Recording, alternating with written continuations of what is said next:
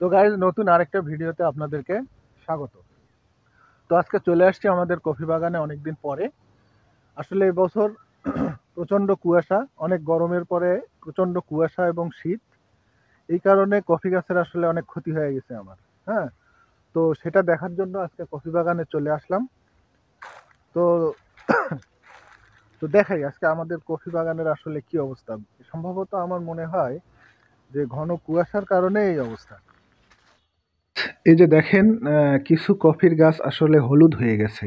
হ্যাঁ, তো এখানে এই যে একটা গাছের পাতা একবারে সম্পূর্ণ পড়ে গেছে, এই যে গাছটার। তবে মরবে না সম্ভবত, পাতা আবার বের হচ্ছে মনে হচ্ছে। আর এর পাশের একটা গাছ একেবারে মারা গেছে, ওটা তুলে ফেলতে হয়েছে। আর এই দিকের গাছগুলা সব ঠিক আছে। হ্যাঁ, এই গাছগুলার কালারও দেখেন কত সুন্দর, এগুলা ঠিক আছে। আর এই পাশের 8-10টা গাছ একেবারে হলুদ হয়ে গেছে। সম্ভবত আসলে অতিরিক্ত কুয়াশার কারণে এটা হতে পারে। কফি গাছ আবার অতিরিক্ত রোদও সহ্য করে না, আবার কুয়াশার কারণে এরকম হতে পারে।